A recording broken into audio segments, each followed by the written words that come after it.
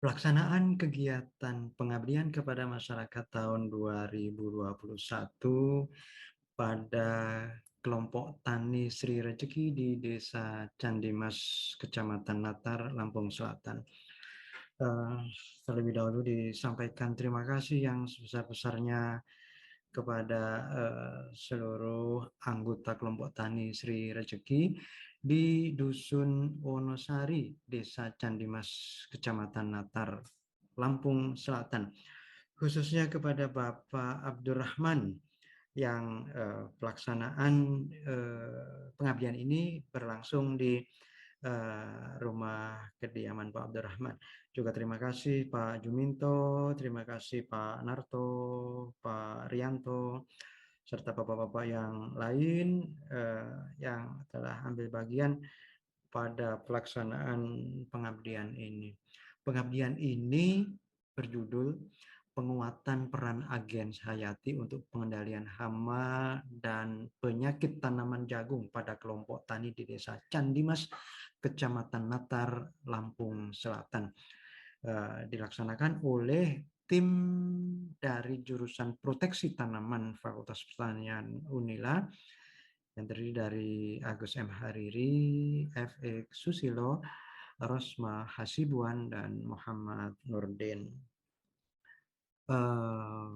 Bapak-bapak sekalian, sebagaimana telah berlangsung kegiatan budidaya tanaman jagung, bapak-bapak sekalian, mungkin tidak lepas dari adanya hama dan penyakit tanaman secara silih berganti. Kadang-kadang ada dirasakan serangan yang berat, kadang-kadang kondisinya lebih bagus, tidak ada serangan barangkali.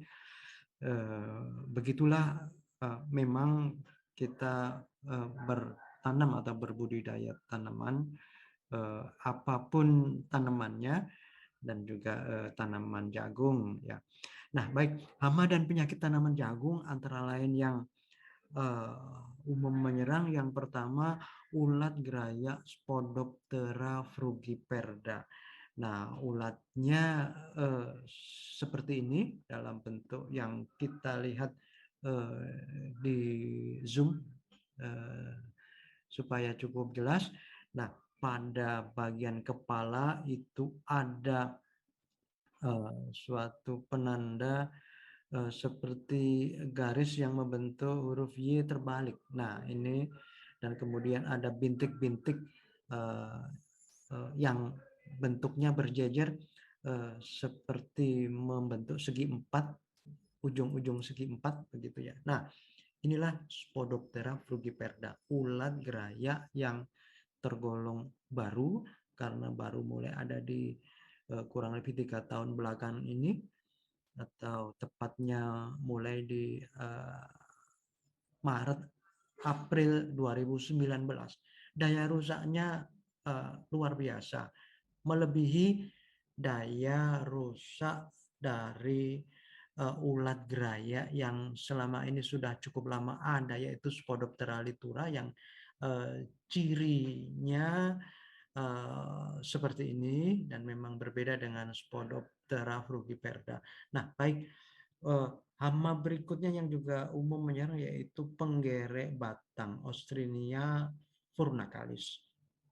Menyerang dengan melubangi dan masuk ke dalam batang. Kemudian ada kutu daun Rhopalosipum maedis. Nah, ini pada pangkal ketiak daun begitu. Nah, sering bergerombol dan cukup banyak dan bisa menyebar sampai ke lembaran-lembaran daun yang kalau jumlahnya atau populasinya sedang banyak, maka banyak sekali jamur jelaga warna hitam yang berasal dari berkembangnya jamur jelaga karena adanya tetesan atau ceceran sebutannya embun madu. Jadi cairan pekat bisa cecer begitu yang dikeluarkan oleh kutu Rhopalocypumai di sini. Nah, baik. Nah, berikutnya penyakit bule. Penyakit bule ini membuat daun berwarna kuning pucat beralur-alur pada daun yang kemudian tanaman menjadi terhambat pertumbuhannya. Nah, baik, kembali ke ulat geraya Spodoptera frugiperda, kita coba lihat secara lebih dekat serangannya, yaitu melubangi daun sejak daun masih tergulung. Jadi ini adalah gulungan daun. Jadi serangannya memakan melubangi daun itu nanti akan menimbulkan daun berlubang beberapa rangkap sekaligus. Sehingga ketika daun terbuka, maka daun kelihatan luar biasa, lubang-lubang, robek-robek begitu. Kemudian ulat itu terus berkembang ke fase-fase berikutnya, ukurannya lebih besar, menjadi lebih rakus, hingga yang ulat-ulat yang rakus itu akan meninggalkan bekas seperti serbuk gergaji seperti ini. Nah, baik. Kemudian ketika tanaman jagung terus tumbuh sampai ke fase pembentukan tongkol pun, tongkol ikut diserang dengan dilubangi. Yang apabila ada tongkol yang sudah ada gejala seperti ini, kita buka tongkolnya, maka tongkolnya akan memperlihatkan ada ulat di dalam tongkol. Jadi Spodoptera frugiperda daya rusaknya memang melebihi Spodoptera litura. Nah, begitu juga penyakit bulai. Kalau kita lihat dengan jarak dekat daun yang terkena bulai seperti ini, kemudian mudah menular dengan adanya misalnya angin atau air hujan misalnya, sehingga menular ke beberapa tanaman yang lain, bahkan bisa sepetak, bahkan bisa berlanjut lagi. Nah, tanaman yang terkena bulai itu memang sangat berbeda, terhambat, dan kondisinya menjadi tentu sangat menyedihkan begitu ya. Nah, ini dibandingkan dengan tanaman yang sehat, yang hijau subur. Nah, baik, untuk mengatasi hama-hama tersebut, sesungguhnya sejak awal bisa disadari bahwa sudah ada agens hayati di lapangan. Agen hayati ialah organisme atau makhluk hidup yang bisa berupa jamur, bisa berupa bakteri, virus, bisa berupa serangga, begitu ya, yang bisa mengendalikan hama dan penyakit tanaman. Nah, agen hayati itu sesungguhnya sudah ada di alam, sudah ada di lahan, sudah ada di kebun.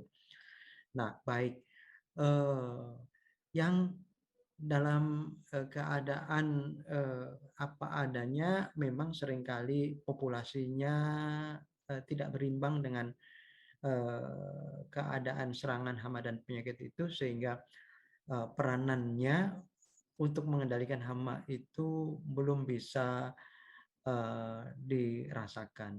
Nah, baik. Jadi kalau agen hayati itu berupa jamur, sesungguhnya sering bisa dijumpai ada ulat yang mati berjamur, mati jamuran. Nah, kalau jamurnya itu warna putih begitu, nah ini adalah ulat yang mati terkena jamur Beauveria bassiana. Nah, baik. Kemudian kalau ada ulat yang mati dengan menggantung kedua ujungnya menjuntai ke bawah seperti ini, nah ini ulat yang terkena virus, sudah mati. Nah, baik. Kemudian termasuk agen hayati juga kumbang predator. Kumbang predator ini adalah kumbang, sebutannya kumbang koksi atau kumbang kubah, disebut kumbang koksi karena dalam penggolongan atau klasifikasi serangga ini tergolong famili Coccinellidae begitu namanya. Nah, kumbang kubah karena cembung seperti bentuk kubah begitu. Bahkan pada bahasa Betani supaya populer begitu, kumbang helm karena bentuknya cembung seperti helm. Nah, kumbang predator ini sedang memakan kutu daun. Nah, baik. Jadi perilakunya yang memakan inilah dikatakan sebagai predator. Nah, baik. Kemudian ini serangga juga. Ini jenis tawon parasitoid.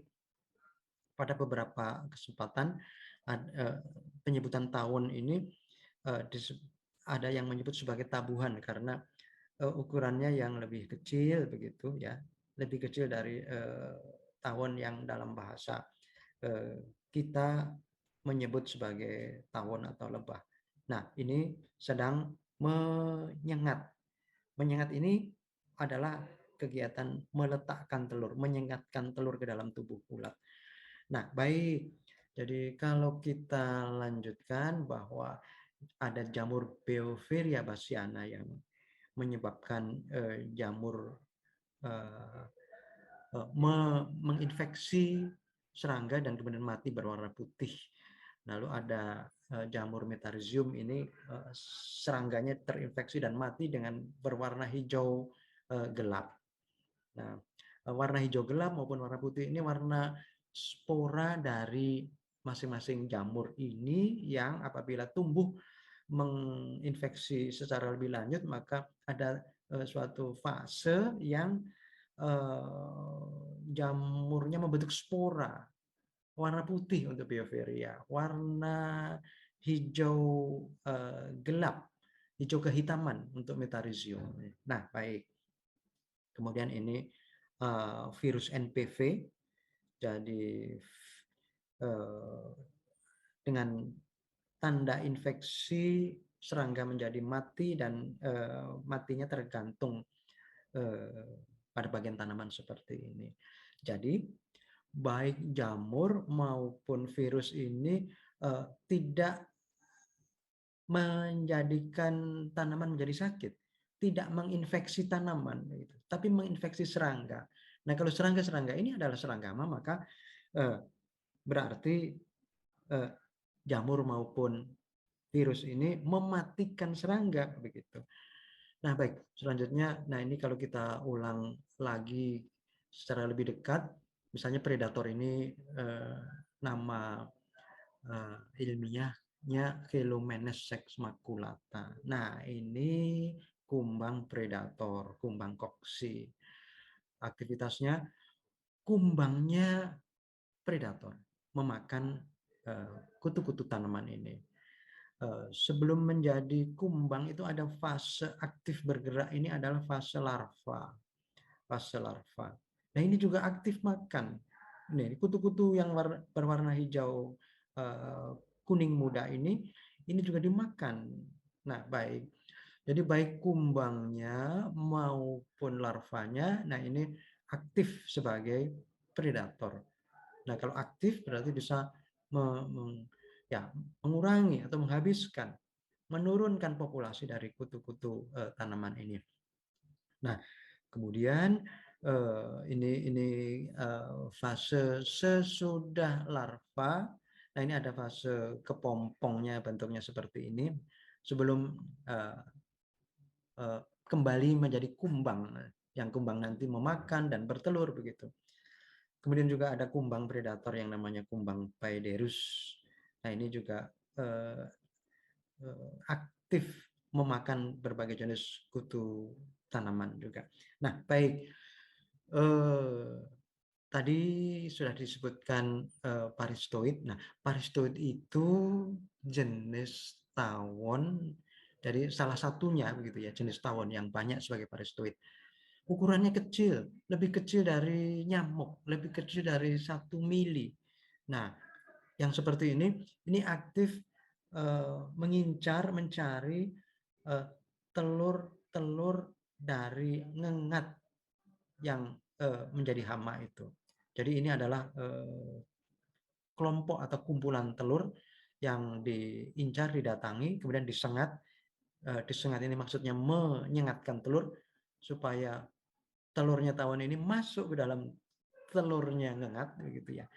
Nah, baik. Nah, kalau sudah telurnya ngengat di dalam, telurnya paristoid yang ada di dalam ini menetas menjadi tempayaknya tawon. Nah, tempayak inilah yang memarasit, mengisap cairan telur. Nah, begitu. Nah, sampai telur ini menjadi hampa dan tidak tumbuh berlanjut menjadi kepompong maupun menjadi ya, tidak tumbuh menjadi ulat yang akan menyerang tanaman. Nah, baik, seperti itu. Begitu juga tawon yang ukurannya agak lebih besar, kalau yang ini tadi kurang dari 1 mili, sangat kecil, mungkin kita semua atau petani juga tidak begitu perhatian kalau ini parastoid, begitu. Nah, ini ukurannya agak lebih besar, kurang lebih 10 mili begitu. Nah, menyengat atau meletakkan telur di dalam ulat. Telurnya kemudian menetas, tempayak tawon ini menetas daun, memarasit, mengisap cairan tubuh ulat ini. Sampai ulat ini pun berangsur juga mati. Larva-larva atau tempayak ini terus berkembang, pada saatnya menjadi kepompong, dan kemudian dari kepompong ini akan keluar, terbang tawon-tawon berikutnya yang akan mencari ulat-ulat berikutnya. Nah, begitu. Itulah parasitoid yang melengkapi dari apa yang dikatakan sebagai agens hayati tadi itu. Nah, baik Bapak-Bapak sekalian, inti dari yang ingin kita sampaikan yaitu bahwa agens hayati yang ada di lapangan itu kita berharap bisa meningkat fungsi dan peranannya dengan beberapa program atau tindakan yang kita rencanakan, yaitu meminimumkan penggunaan pestisida kimia sintetik. Jadi sebagai contoh ini yang insektisida kimia sintetik, misalnya yang berbahan aktif sipermetrin, klorpirifos etil, monokrotofos, malation, lambda-sialotrin. Nah, ini beberapa contoh bahan aktif insektisida. Bahan aktif ini tertulis pada pada kemasan, pada labelnya itu. Selain nama dagang atau merek dagang yang besar, juga ada nama bahan aktif. Nah, bahan-bahan aktif ini sudah dari penelitian sudah terbukti banyak menimbulkan yang namanya resistensi hama. Hama menjadi tahan, hama menjadi tidak, dalam bahasa populer barangkali tidak mempan dikendalikan, tidak mati disemprot. Nah, baik. Jadi hama menjadi resisten, menjadi tahan, tidak bisa diatasi lagi dengan semprotan ini. Sedangkan yang mati adalah malah yang predator dan parasitoid tadi. Sehingga hama pada musim berikutnya, populasi-populasi hama atau tingkat serangan hama itu malah menjadi meningkat. Karena apa? Karena hama itu merupakan keturunan dari yang tahan, dan musuh alaminya yang berupa predator dan parasitoid itu malah mati oleh semprotan insektisida kimia yang berbahan aktif ini. Nah, oleh karenanya kurangi, minimumkan, atau sudah tidak usah digunakan lagi insektisida yang berbahan aktif ini. Nah, kemudian sekarang sudah banyak ya sumber informasi yang memberikan penjelasan bahwa beberapa sarana pengendalian itu ada yang kompatibel, yang saling cocok dan menguatkan. Nah, ada juga yang tidak kompatibel, yang malah bertentangan, malah menjadi tidak ada daya kerjanya begitu. Nah, baik.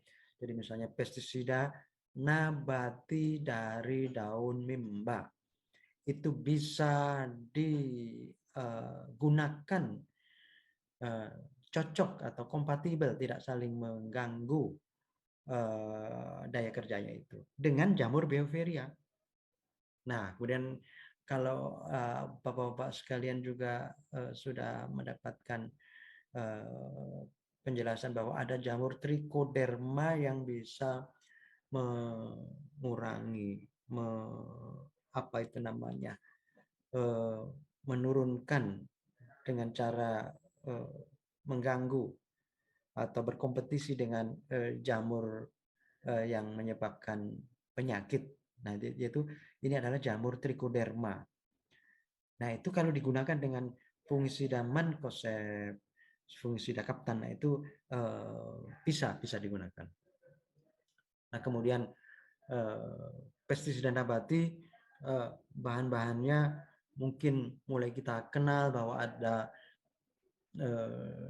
tanaman mimba yang berupa pohon begitu ya. Nah, daunnya itu bisa dibuat tumbukan atau dihaluskan daun mimba, kemudian disaring untuk digunakan sebagai pengendalian hama maupun penyakit. Kemudian sirsa, ya daun sirsa, daun babadotan, kemudian daun mahoni. Nah, baik. Kemudian ada ekstrak daun sirih. Jadi daun sirih, Nah ini bisa digunakan untuk mengendalikan penyakit bulai. Jadi daun sirih yang dihaluskan, ditumbuk begitu. Nah itu perasannya bisa dituangkan ke corong daun atau pucuk daun. Nah itu nanti akan mengatasi serangan penyakit bulai. Nah, baik. Nah, jadi ini yang daun babadotan, ini daun mimba. Nah, ini rimpang kunyit. Nah, ini beberapa contoh bahan tumbuhan yang bisa digunakan sebagai pestisida nabati. Nah, baik. Kemudian lahan tanaman yang sehat itu apabila semakin beragam, misalnya dengan menerapkan tumpang sari antara tanaman jagung dengan kacang-kacangan, dan kemudian belakangan ini sudah mulai disebar luaskan, yaitu pada pematang galengan gitu ya, atau pada pinggir batas kebun. Nah, itu bisa ditanam beberapa jenis tumbuhan berbunga. Jadi seperti jenis kenikir, kembang kertas, dan lain-lain. Itu fungsinya sebagai nektar, jadi menghasilkan madu bunga atau nektar yang berfungsi untuk makanan tawon-tawon parastoid yang tawonnya.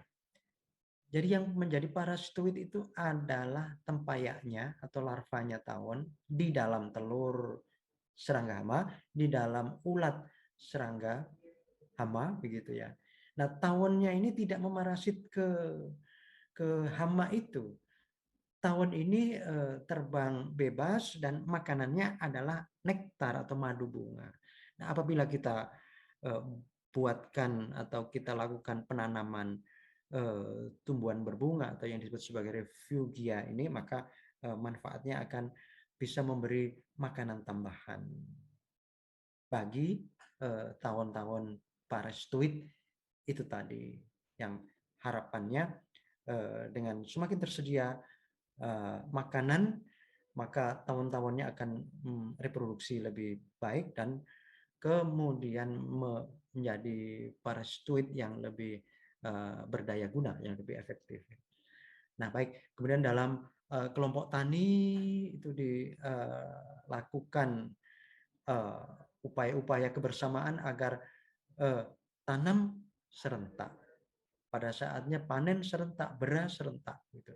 Nah, sehingga apabila ada tanam serentak, kemudian pada saatnya juga beras serentak, maka keberadaan atau ketersediaan tanaman yang susul menyusul, kemudian menjadi tersedia bagi hama dari petak ke petak berikutnya. Dari petak yang panen duluan masih ada hama, kemudian pindah ke petak yang masih ada tanamannya. Nah, itu hal yang seperti itu bisa diputus. Jadi memutus rantai atau siklus keberadaan hama. Nah, itulah peran dari tanam serentak dan beras serentak. Jadi hal-hal itulah yang diharapkan menjadi upaya-upaya untuk menguatkan peran agen hayati. Baik, terima kasih. Demikian materi pengabdian pada masyarakat ini. Terima kasih.